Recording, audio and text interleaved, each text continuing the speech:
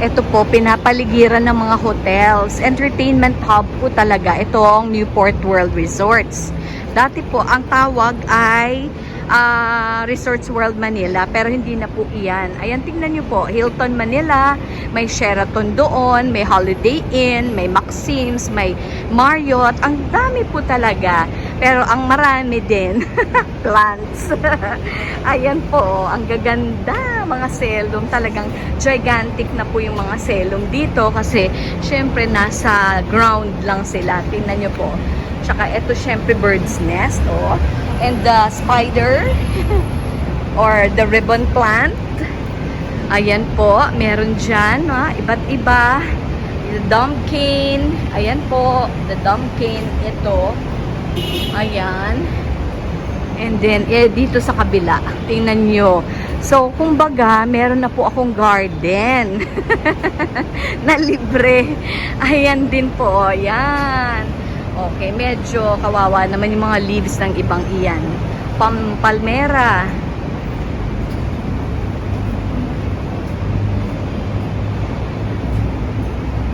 Okay, so ikot-ikot tayo dito. At marami po tayong makikita po talaga. Ayan. So ikot ko kayo sa aking mansyon. Libre. Okay, dito po yung mga taxi lane po dito para hindi kayo mahirapan maghanap ng taxi. Ayan po ang taxi lane dyan. Yes, House Manila, book your private event with us. Ayan po. Oo, kasi ito Holiday Inn naman po yan. That's the Holiday Inn. So malapit din lang po dito actually ang BGC.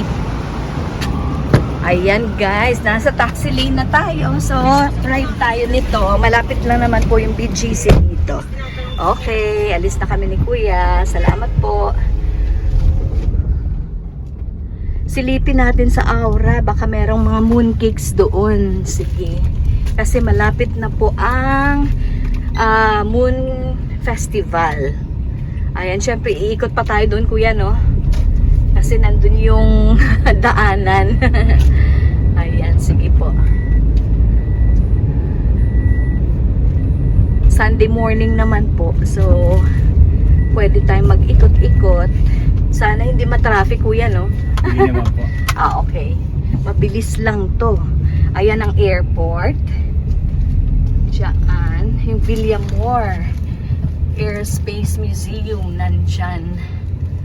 So until now hindi ko pa rin siya yung mga na repaint, yung mga repainted na mga airplanes hindi ko pa rin nakukuhanan. O kasi nung nagpunta tayo diyan talagang hindi pa siya ayos. Opo, that was for repainting.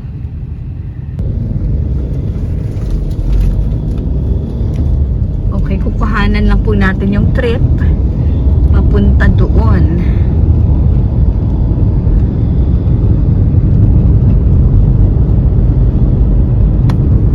Mabilis lang naman po ito.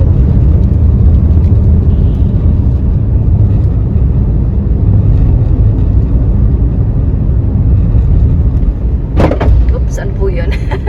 Meron kayong naanuhan doon. Gulong nila, ano lang, parang lata na. Naipit yon sa gulong. Lata na soft drinks.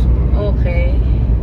Ayun po ang problema, no, pagka merong mga tinatapon sa daan. Oo, na aapakan. Pero okay na yun kaysa yung maapakan mo ay mga nails. Talagang butas ang gulong po nun. Ito. Ay, overexposed kasi yung sun. Yung sunlight. Ayan. Ayan ang sa Villamor. Ayan. Kampo talaga ng Air Force. Air Force po ba dito Kuya? PAF, Philippine Air Force, tama. Diyan po yata si Presidente, lumilipad at bumababa. Tama po Kuya, no? Diyan po yung kanyang paliparan na espesyal. Okay. Pagka meron siyang mga trips, diyan siya sumasakay. Pero siguro Kuya, galing sa Malacanang, ano na po, no? helicopter na rin.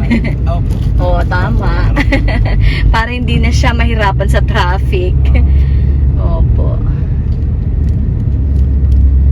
Siyempre po, we have to keep the security of our presi. Ganyan talaga. Uy, buti dahil Sunday po ngayon, so hindi talaga ganun ka ano yung traffic ko. Okay, ayan po. Konti lang yan. Konti lang po yan. Oh, gusto ko rin puntahan doon yung golf club sa kabila. Villamor po, opo. May golf club. Ayan po, oh. Fort Bonifacio. Po? Gate 3. Ah, Gate 3. Opo. Ayan. Tinutulungan na tayo ni Kuya. Meron na tayong tour guide. Gate 3 daw po ng Fort Bonifacio. Ito ang Loton Avenue. Loton Avenue. Ah, di ba? May Loton din po dun sa Manila. Opo. Iba. Ito naman, Loton po dito. Loton Avenue. Loton Avenue. Okay. Loton Avenue.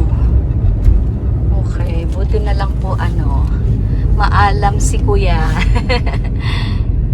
Dito sa mga ito. Ito po Kuya, ano po ito banda rito? Ito ang office ng Southern Police District. Ah, Southern Police District. Dito, Marine. Dito naman sa kabilaan. Office daw ng Southern Police District. Dito sa harap niya, sa kabila, ay Marines. Okay. After nitong Marines Navy. Wow, magkakalapit talagang siya, military, po talaga, camps. Mga military base. Ayan po. Actually, hanggang doon po sa BGC, no? Kalupaan pa yan ng mga, ng military. Okay. Ganun po. Opo. So ngayon ay marami na pong mga mga condominiums, ganyan. Kahit po dito sa Villamor, mga condominiums na po ang meron. Ayan. So, wala tayong magagawa. Yan po daw ay sa ngalan ng development. Progress. Okay. Hindi po natin padadaanan, Kuya, yung libingan ng mga bayani. Kanto lang ng bayani. Okay. Pero yung heritage po, doon din po yon. Right side. Right side naman po Bayani ng Bayani Road. Pero yung tatahakin nating daan po, Kuya, dito sa kabila. Diretso tayo. Diretso tayo. At papunta po iyon sa SM Aura. Okay. O, ayan o, Southern Police District. Pag nagmakati tayo, ang daan, pwede naman doon, no? Tayo, kakaliwa tayo ng McKinley Road. Yes, opo. Fortis Park. Opo, pero hindi tayo pupunta doon. Kasi sa Aura ang ating point. Yes po. Doon tayo. Kasi medyo magkakalapit na rin pala yung Makati. Diyan sa left side po, Kuya, no? Makati na. Makati area. Dito naman po Taguig. Okay. Kaya minsan nag-aagawan sila ng Aswan sila Tama. Naubo ako dun. Sige lang. Opo, kung kanino man yun mapupunta. Okay, inapunta po sa Taguig eh. So, ayan. Tayo naman po mga ordinaryong mamamayan. Wala tayong doon. Bayani Road pag kumanan. Pag kumanan ka dyan ay Bayani Road. Pag dumiretso tayo ay tutumbukin natin yung SM Aura. Yes. Opo. Ayan. Hindi na po tayo pupunta na McKinley Road, Kuya, o dadaanan pa rin po natin siya. Hindi na natin mapupuntahan. Okay. Dadaanan natin yung McKinley. Okay. Hills. McKinley Hills. Opo, opo. Yan. Okay, ang ganda po ng McKinley Hills, no? Yan ang Venice yan. Kakumanan ka. Sa Venice, mas mabilis tayo makakapunta ng Venice pala dito. Opo. Pero yung Aura, medyo unahan pa po. Okay, okay. Kasi ilang beses na naman po natin na-cover yung Venice. Ito yung McKinley Hill. Oo, ang ganda din po dyan. Ang mga buildings ay, I think sa din po yan, sa Mega World. Okay, grabe no? So, kanya-kanyang development. Yung mga kumpanya, Ayala, yung SM. Okay, ano pa ba yung mga malalakas? Si Consunhe, yung DMCI, yan po. At saka itong Mega World Corporation. Ayan po, grabe na mga developers dito sa Manila. Pero meron pa din po doon sa may Asiana. Yung sa Asiana naman, iba naman po, Wenceslao yata. Opo, so ayan lang ang mga konting rich mga konting rich kids na ito ng mga nagmamay-ari ng ating Metro Manila. Oh, yan. Headquarters pala ng Philippine Army. Ayun po ang McKinley Hill doon. Hindi ko nakikita kung ano. Kasi medyo sobrang liwanag po ng sikat ng araw. Morning sun. Maaga pa naman po eh. Okay. Oo, pag ganitong walang traffic, medyo hindi naman ganyan kagastos kahit na mag-taxi ka. Yes po. Opo. Kasi ang mga hamak na vloggers ay wala pong wala pa pong income. Kung baga nagsa-sightseeing lang din po tayo, no? Okay. Ay, wow, merong ano po ang tawag dito, kuya? Ito. Yes po. Ayan o, Bonifacio Global City, BGC, papasok na. Papasok natin yung American Cemetery. Ay, okay. Sa kabila po, hindi ko nakita. Right side. Ayan po, American Cemetery. Ang daming cross-cross, oh. Opo, aywan ko po kung nakita nyo pa iyon. Yung mga Amerikano na dito na nililibing dito. Ay, tama. Nung panahon ng gera po, dito na sila inilibing. Ayun, may they rest in peace po. Kasi ang dami pong namatay noong World War II. Opo, so hindi na po pala sila iniuwi sa Amerika. Dito na mismo. Ayan ang gate. Ayan po. Madadaanan po natin yung gate ng American Cemetery. Ayan po. Kaya McKinley Hills po ito. Kasi from the Americans pala talaga yung kanyang pangalan. Okay.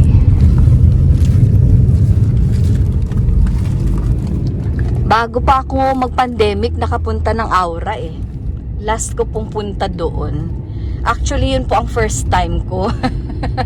Tapos ngayon lang po ulit. Talagang sasadyain natin, kuya, no? Opo. Oh, pero never ko pa siyang na-vlog.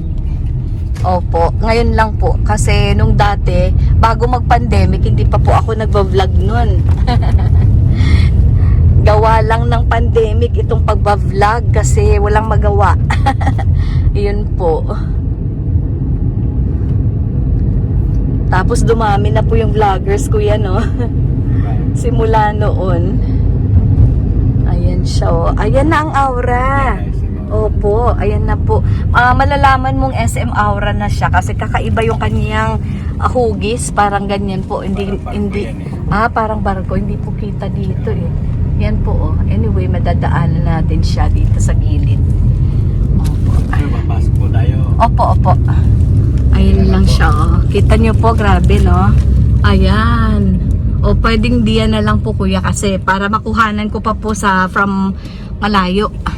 Ay, grabe ito, oh. Ayan. So, ang patak ng metro natin, guys, 133.50. Oh, not bad. Opo. Saan si kuya magpapark? Iikot tayo sa entrance po. Dito lang po. Okay, sige. Salamat, kuya. Guys, tamang-tama. Opening. Store opening po pagdating natin. 10 a.m. Exacto. Ayan, walang ka-traffic. Ang bilis natin nakarating dito. Ayan, at papasok na po tayo sa SM Aura. Oh guys, sa bungad po, makikita natin mga luggage. Pero actually, yung anak ko bumili ng bagong luggage. Dito po, ito. Ito ang presyo niya. Wait lang. Ayan. Nakikita niyo po yan. 13,000. Ganito po kalaki. Yung luggage na nabili ng anak ko, medyo maliit-liit lang po dyan. Pero 1,900 po yata yung bili niya. O ito, mga 13,000. Pero iba, magkaiba naman na klase. Although maganda din naman yung nabili namin. Ayan, 12K. May 40% off pa naman po yan. So, ayan. Chameleon. Ito dito, 50% less. Mga travel basic. Oh, parang ganito yung sa kanya. Okay. So, kung less 50%, parang ganyan-ganyan din lang. Opo. Yung kanya ay kulay white. Yun po. Okay. So, kukunti pa lang po ang tao dahil store opening pa lang time. Ganito po sa loob. Okay, liko tayo dito. Yes. Para iwas tao. Ayan po. Ito na po yung SM Aura. So, actually, ang titingnan po talaga natin yung decors ng Mooncake Festival. Tingnan lang po kung meron. Fragrances. Ito yung polo. Ayan, polo. Isang set ng polo. Magkano kaya? Wala. Nasa box yata yung price niya. Okay. Oo, favorite ng asawa ko.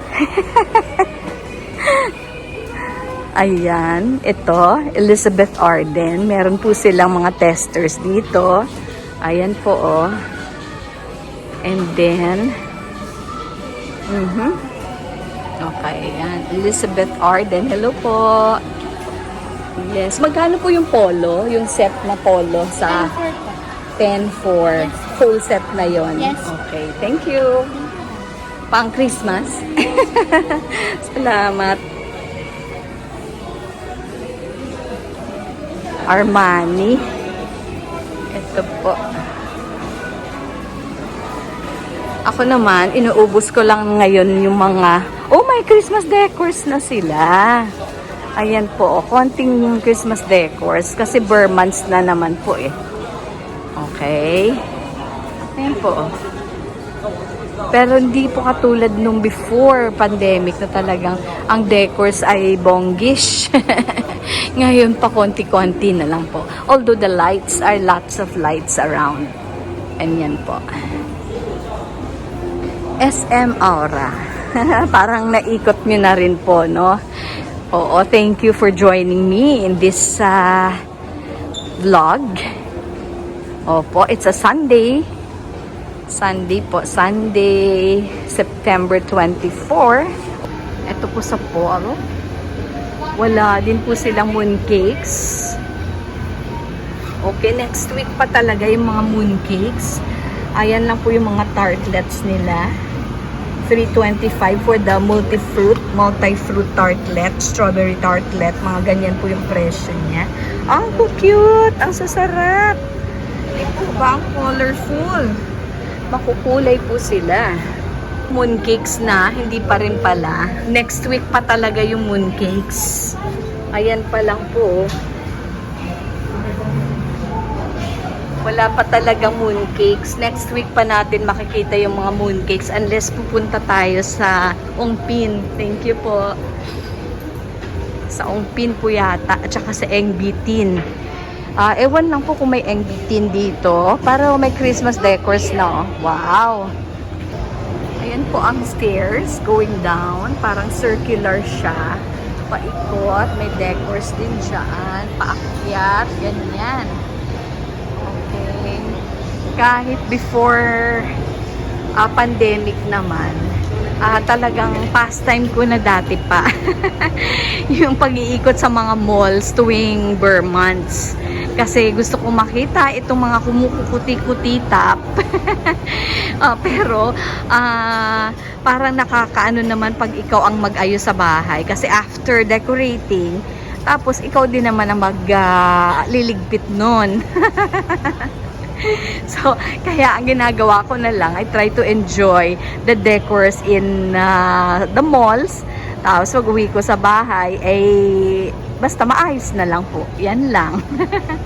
Pero notice ko wala na po yung mga malalaking decorations talaga. Yung mga magaganda. Ewan lang kung doon sa unahan, meron po. Basta so far, kakaiba po ito ngayon eh. Parang simplified. Yun po.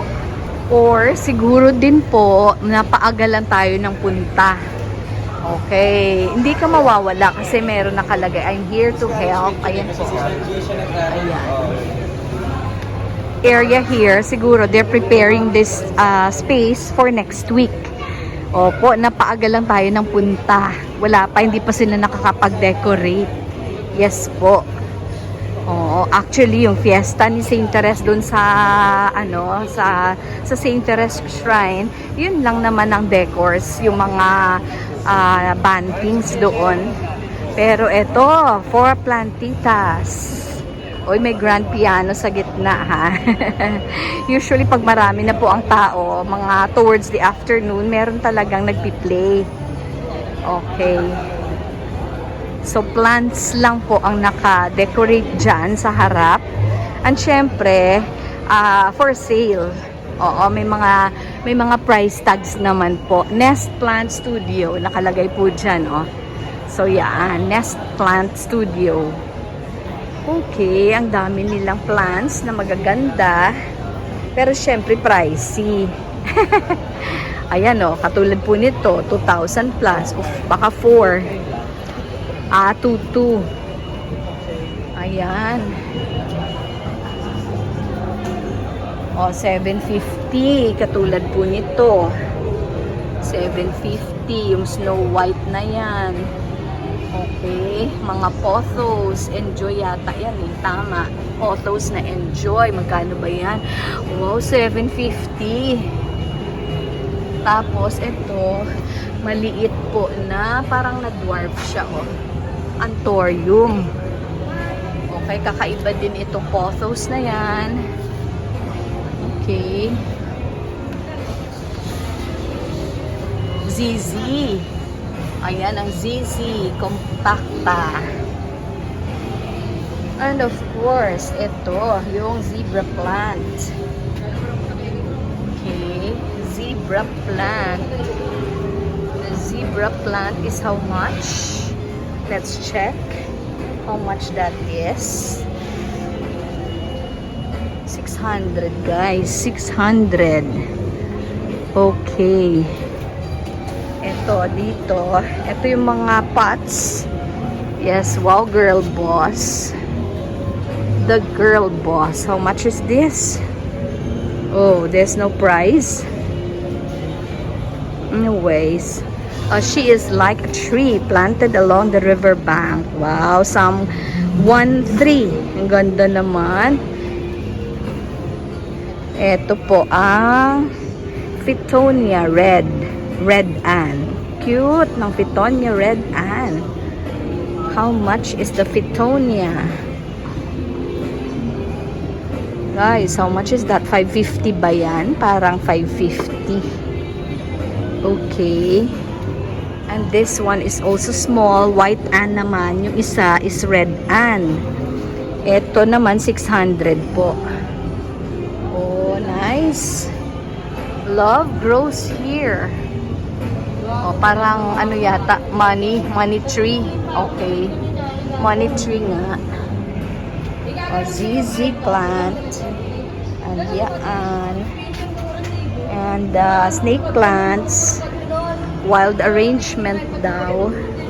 And so, syempre, mga aglonema. The aglonema, 3,250. Whole arrangement na po yata iyan. Ready for your sa indoors. Nurture nature. Okay, that's a Peruvian cactus and it's worth 600. O 850 pa nga po yung isa. Ito 850 pala. Sorry, 850. And the orchids. Wow, how nice. Nice naman po yung mga decors. Ayan, so far, ito lang dito sa may bungad. So, they're for sale. Nest Plant Studio po, dito sa SM Aura. Punta na lang kayo guys, if you're interested. Ayan. Pero alam nyo po, meron akong binibilhan talaga doon sa may Dangwa. Doon po talaga sa Dangwa. mga 50 pesos. Ganyan lang po. 100, mahal na yon. Okay, ito po, decors siya. So, sa harap ng SM Aura, pag-enter sa entrance niya po, ganito. Okay. Decor sa labas, hindi ko po alam. Teka.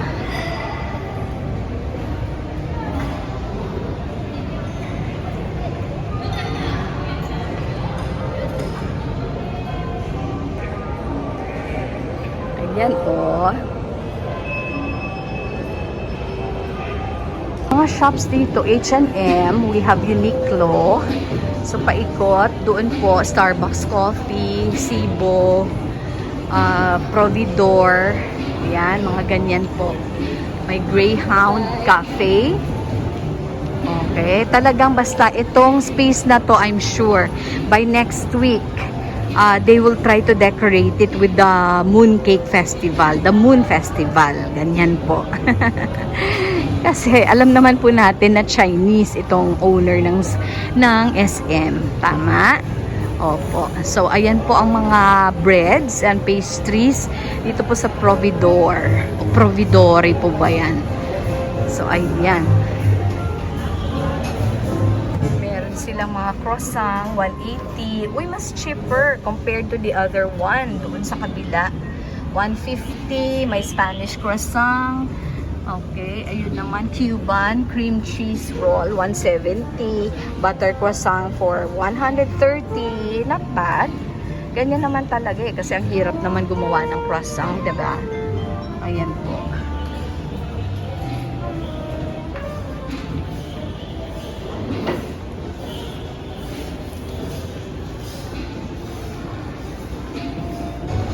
Okay, so the tables are ready. Okay, for dining. Ready na for dining. It's a Sunday today, September 24.